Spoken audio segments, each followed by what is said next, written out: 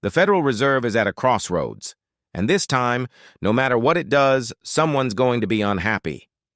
On one side, businesses and Wall Street are calling for interest rate cuts to fuel growth, boost lending, and keep the economy humming.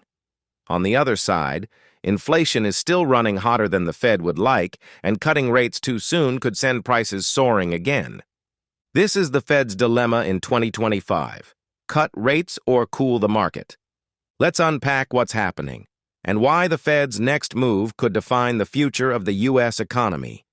For nearly 2 years, the Federal Reserve has been walking a tightrope.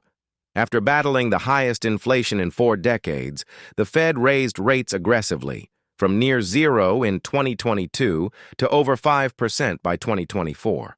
Those rate hikes cooled the housing market, slowed consumer spending, and brought inflation down from its peak. But now, the economy is sending mixed signals. Growth is holding up better than expected, unemployment is low, and corporate profits are strong, especially in tech. Yet, under the surface, cracks are starting to show. Small businesses say credit is drying up. Manufacturing has been in contraction for months. Consumer debt is at record levels, and millions of households are struggling with higher mortgage, car loan, and credit card payments. The big question: has the Fed gone too far or not far enough? On one hand, markets are convinced rate cuts are coming. Investors are pricing in at least 2 cuts before year-end, betting that inflation will keep easing and the Fed will pivot to stimulate growth. Stock indexes have already surged on that hope. But here's the problem: inflation isn't fully tamed. The latest data shows prices creeping back up in key areas like housing, food, and energy. Wage growth is still strong, and service sector inflation, which tends to stick, remains stubbornly high. If the Fed cuts too early, it risks reigniting the very inflation it worked so hard to control. But if it keeps rates too high for too long, it could choke off the recovery and tip the economy into recession. That's the balancing act, and it's getting trickier by the day. Fed Chair Jerome Powell has made it clear decisions will be data-dependent, but the data is sending conflicting signals. The labor market looks solid, yet job growth is slowing. Consumer spending is resilient, but confidence is slipping.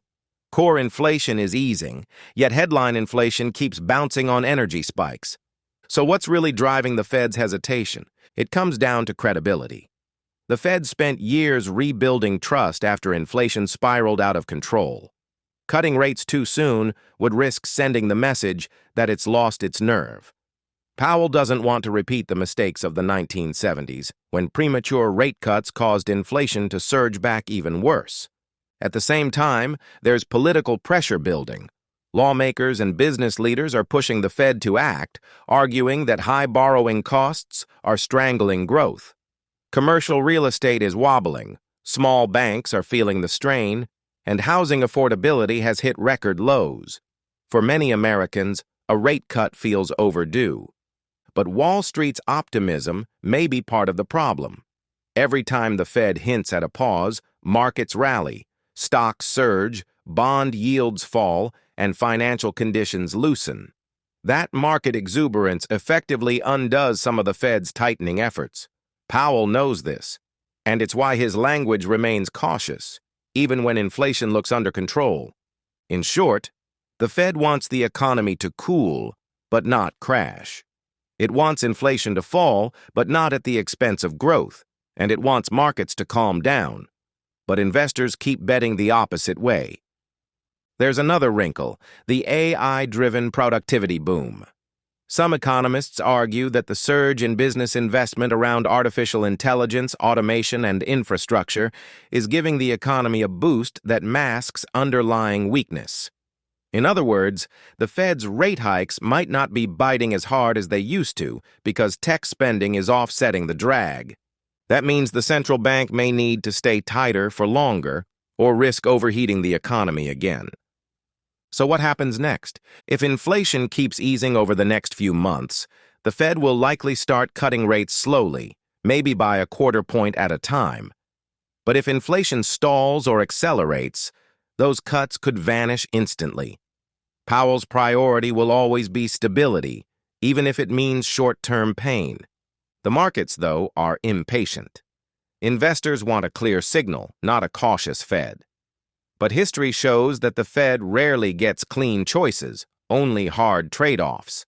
Every move affects mortgages, jobs, corporate borrowing, and global currencies. For businesses, the uncertainty is brutal. Companies planning expansions or hiring drives are stuck waiting for clarity. Small firms can't afford expensive loans, and large corporations are holding off on major investments until they know where rates are heading.